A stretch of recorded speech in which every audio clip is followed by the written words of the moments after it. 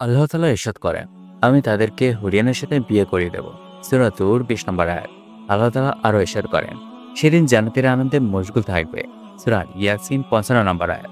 এই আয়াতের তাফসীরে হযরত ইবনে আব্বাস রাদিয়াল্লাহু বলেন, জান্নাতীদের ব্যস্ততা থাকবে কুমারী নারীদের নিয়ে। হযরত আবু উমামা রাদিয়াল্লাহু হতে বর্ণিত, এক লোক হুজুর পাক সাল্লাল্লাহু আলাইহি ওয়াসাল্লামকে জিজ্ঞাসা করলেন, ইয়া রাসূলাল্লাহ, জান্নাতীরা কি আপন স্ত্রীদের সাথে সহবাসও করবে? হুজুর পাক সাল্লাল্লাহু আলাইহি ওয়াসাল্লাম ইরশাদ করবেন, চরম উত্তেজনা ও উদ্দীপনার সাথে সহবাস করবে, তবে সেখানে কোনো বীর্য থাকবে না এবং মৃত্যুও থাকবে না। হযরত আনাস রাদিয়াল্লাহু বলেন, জনাব রাসূলুল্লাহ পাক সাল্লাল্লাহু আলাইহি ওয়াসাল্লাম ইরশাদ করেন, প্রত্যেক মুমিনকে জান্নাতে ১০০ পুরুষের শক্তি দেওয়া হবে, অর্থাৎ সহবাসের ক্ষেত্রে। তিরমিজি। হযরত আবু হুরায়রা রাদিয়াল্লাহু বলেন, জিজ্ঞাসা করা হলো, ইয়া রাসূলুল্লাহ, আমরা কি জান্নাতে আমাদের স্ত্রীদের কাছে যেতে পারবো? হুজুর পাক সাল্লাল্লাহু আলাইহি ওয়াসাল্লাম ইরশাদ করলেন, জান্নাতি পুরুষ একদিনে ১০০ কুমারী মেয়ের কাছে যেতে পারবে। হযরত জাহিদ ইবনে আরকাম রাদিয়াল্লাহু হতে বর্ণিত, জনাব রাসূলুল্লাহ পাক সাল্লাল্লাহু আলাইহি ওয়াসাল্লাম ইরশাদ করেন, জান্নাতীদের পেশাব ও জানাবাত নাপাকি তাদের বাহুর পাশ দিয়ে ঘাম হয়ে প্রবাহিত হবে, পা পর্যন্ত পৌঁছতে পৌঁছতে তা কস্তরীর হয়ে যাবে।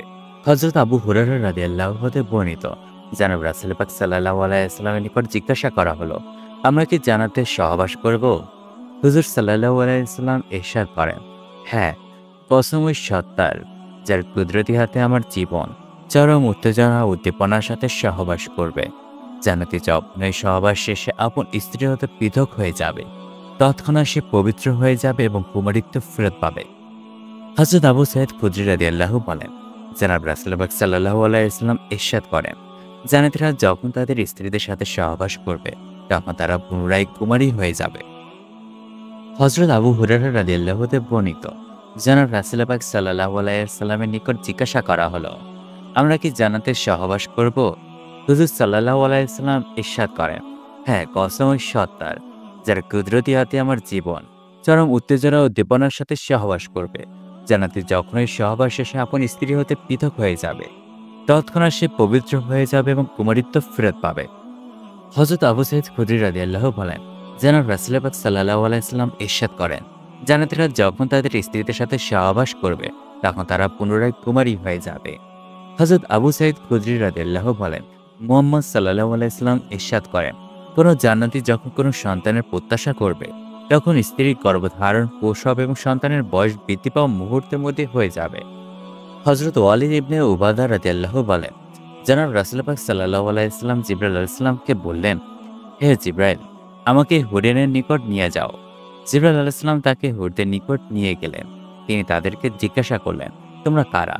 তারা আরজ করল, আমরা হলাম সম্মানিত মর্যাদা সম্পন্ন লোকদের স্ত্রী, যারা জান্নাতে প্রবেশ করবে আর কখনো বের হবে না, চির যুবক থাকবে, কখনো বৃদ্ধ হবে না, পবিত্র পরিষ্কার থাকবে, কখনো আবর্জনা যুক্ত হবে না।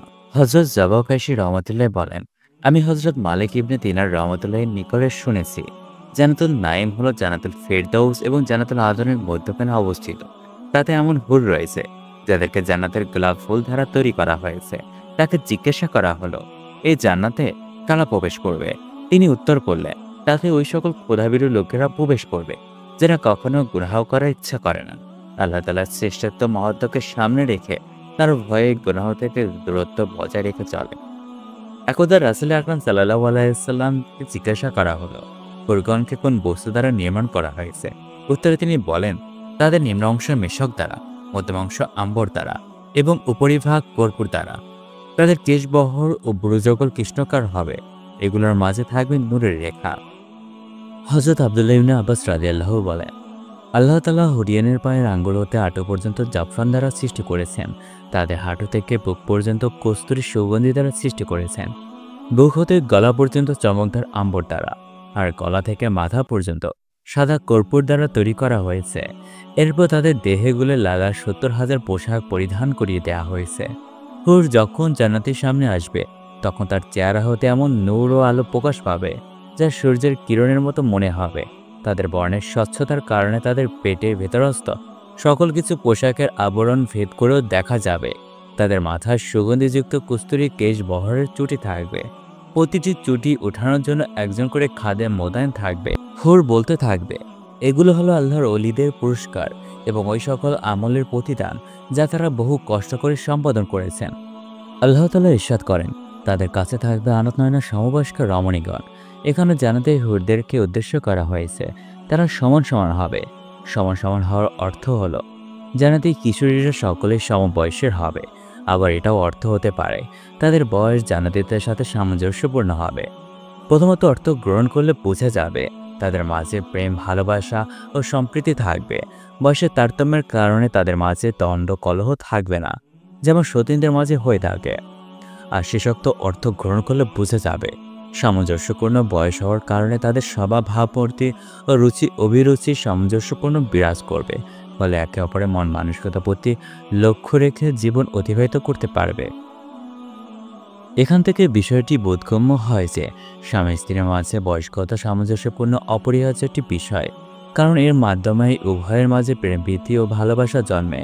আর এই ভিত্তিতেই বৈবাহিক দাম্পত্য জীবন আনন্দময় ও সুখময় হয়ে থাকে।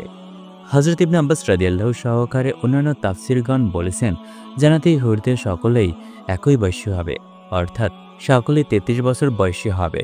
অনুরূপভাবে যে সকল নারীরা দুনিয়া হতে যাবে তাদের বয়সও 33 বছরের হবে।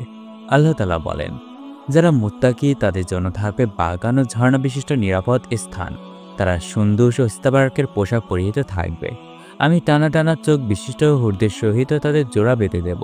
তারা সেখানে সমস্ত প্রকারের ফল চেয়ে পাঠাবে।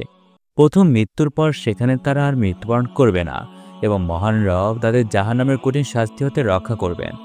এটা তোমার রবের অনুগ্রহ মাত্র, নিশ্চয়ই এটা বড় সফলতা। পবিত্র কোরআনে মহান আল্লাহ তাআলা ইরশাদ করেন, এবং সেখানে তাদের জান্নাতবাসীদের জন্য থাকবে শুদ্ধ চারিণী রমণীগণ। সেখানে তারা অনন্তকাল অবস্থান করবে।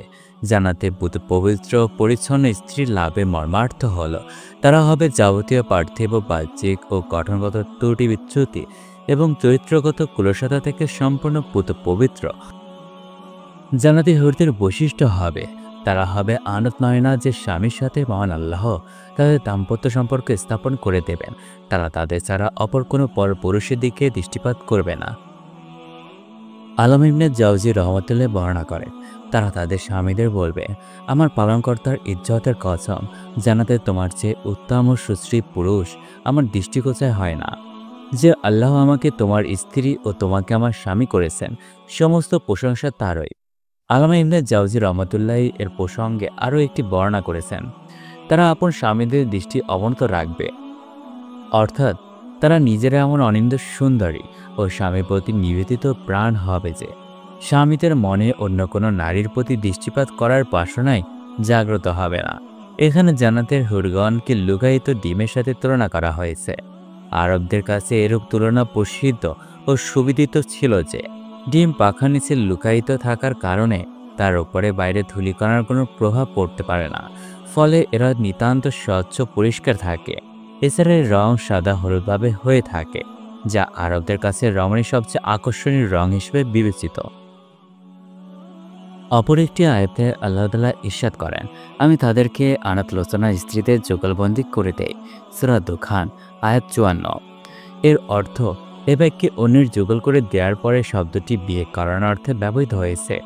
এ অর্থের প্রেক্ষিতে এখানে উদ্দেশ্য এ যে জান্নাতি পুরুষদের বিয়ে সুন্দর আনাত লোচনা রমণীদের সাথে যথানিয়মে সম্পন্ন করা হয়।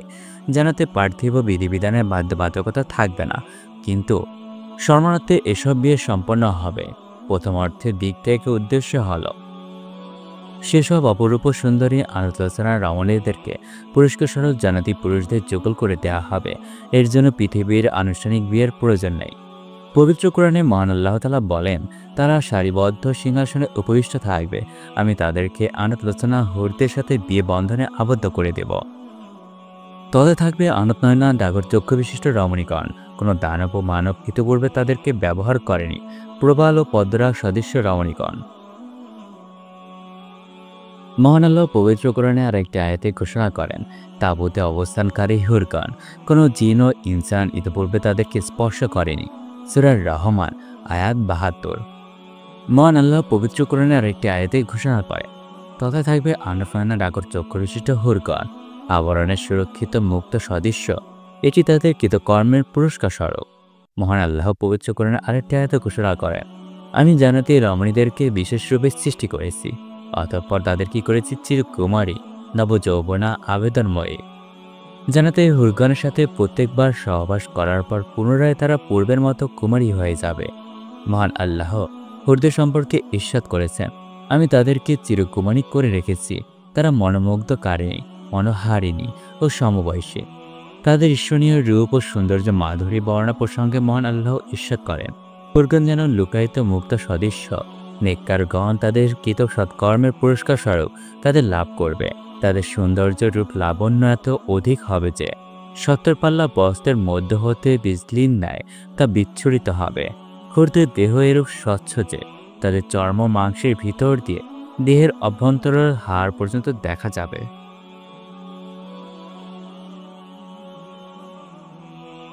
মহান আল্লাহ পবিত্র কোরআনের অপর একটি আয়াতে ঘোষণা করেন, মুত্তাকিদের জন্য আপন পালনকর্তার নিকট এমন জান্নাত বা স্বর্গীয় উদ্যানসমূহ রয়েছে যার তলদেশ দিয়ে শত ঝর্ণাধারা প্রবাহিত। সেখানে তারা অনন্ত জীবন লাভ করবে, তথা পবিত্রতা জান্নাতি স্ত্রীগণ তাদের সঙ্গী হবে। মহান আল্লাহ পবিত্র কোরআনে একটি আয়াতে ঘোষণা করেন, সেখানে পবিত্র স্ত্রী হবে এবং তাদেরকে আমি ঘন ছায়ে আশ্রয় দান করব। সূরা নিসা আয়াত 57। তাদের জন্য সেখানে থাকবে চক্ষু অবনতিকারী প্রশস্ত আঁখি বিশিষ্ট হুরেরা, তারা পালকের নিচে লুকায়িত ডিমের মতো। আল্লাহ তাআলা আরও বলেন, সেসব জান্নাতের ভিতরে থাকবে আঁখি যুগল অবনতিকারী হুরেরা, যাদের এর পূর্বে কোনো মানুষ বা জিন স্পর্শ করে নাই। অতএব হে জিন ও মানুষ, তোমরা তোমাদের রবের কোন নিয়ামতকে অস্বীকার করবে? সে সকল মেয়েরা মণি মুক্তার মতো। আল্লাহর এই বাণী সম্পর্কে তারা রাসূল সাল্লাল্লাহু আলাইহি সাল্লামকে প্রশ্ন করা হলে তিনি বললেন, তুমি যখন ঘোমটা দেওয়া অবস্থায় তাদের চেহারার দিকে দৃষ্টি দেবে, দেখবে তাদের মুখ আয়না হতে অধিক স্বচ্ছ। তাদের শরীরে যেসব অলঙ্কার থাকবে তার ভিতর সবচেয়ে কম মানের রত্নটিও পূর্ব পশ্চিম আলোকিত করতে সক্ষম। আর তাদের শরীরে 70টি কাপড় থাকবে, তা ভেদ করেও পুরুষটির দৃষ্টি মেয়েটির পায়ের গোচ্ছার মজ্জা পর্যন্ত চলে যাবে এবং তার থেকেও দূরে চলে যাবে। প্রথম যে দল জান্নাতি হবে তাদের চেহারা হবে পূর্ণিমার চাঁদের মতো। দ্বিতীয় দল হবে আকাশে সবচেয়ে উজ্জ্বল নক্ষত্রের মতো। প্রতিটি পুরুষের সাথে থাকবে দুজন করে স্ত্রী। প্রতিটি স্ত্রীর গায়ে থাকবে 70টি পোশাক। সেই পোশাক ভেদ করেও তার পায়ের মজ্জা দৃশ্যমান হবে। অতএব এই হাদিসটি পূর্বে হাদিসকে সত্যায়ন করে। আব্দুল ইবনে মাসউদ থেকে বর্ণিত, আল্লাহর রাসূল সাল্লাল্লাহু আলাইহি সাল্লাম বলেন, জান্নাতের মেয়েরা 70টি রেশমের কাপড় পরিহিত থাকবে। সেইগুলো ভেদ করেও তাদের পায়ের শুভ্র অংশ এবং মজ্জা দেখা যাবে, কারণ আল্লাহ তাদের সম্পর্কে বলেন, তারা ইয়াকুত ও মারজানের মতো। আর ইয়াকুত তো এমন স্বচ্ছ পাথর যার ভিতরে তুমি যদি কোনো সুতা প্রবেশ করাও তবে বাইরে থেকে তা দেখা যাবে। উম্মে সালামা রাদিয়াল্লাহু বলেন, আমি বললাম, হে আল্লাহর রাসূল সাল্লাল্লাহু আলাইহি ওয়াসাল্লাম, আল্লাহ যে বলেন তারা লুকানোর ডিমের মতো, আমাকে এ বিষয়ে অবহিত করুন।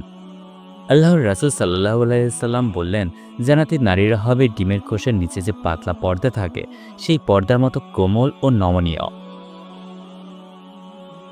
জান্নাতীদের জন্য থাকবে অবনত দৃষ্টিসম্পন্ন টানা টানা চোখ বিশিষ্ট হুর। ইবনে আব্বাস বলে, দৃষ্টি অবনতিকারী এর অর্থ হলো তারা তাদের স্বামী ছাড়া অন্য কোনো পুরুষের প্রতি দৃষ্টি দেবে না।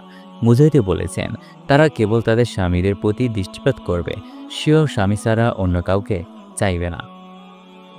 আনাস ইবনে মালিক থেকে বর্ণিত, আল্লাহর রাসূল সাল্লাল্লাহু আলাইহি সাল্লাম বলেন, জান্নাতে একটি বাজার থাকবে, সেখানে তারা প্রতি জুমার দিন আসবে। তারপর উত্তরে হাওয়া প্রবাহিত হয়ে তাদের চেহারা ও কাপড়ের উপরে পড়বে, তাতে তাদের সৌন্দর্য বেড়ে যাবে। পরে যখন তারা তাদের স্ত্রীদের নিকট ফিরে যাবে তখন তাদের স্ত্রীরা বলবে, আল্লাহর কসম, আপনারা তো আমাদের নিকট হতে পৃথক হওয়ার পর পূর্বাপেক্ষা বেশি সুন্দর হয়ে গিয়েছেন।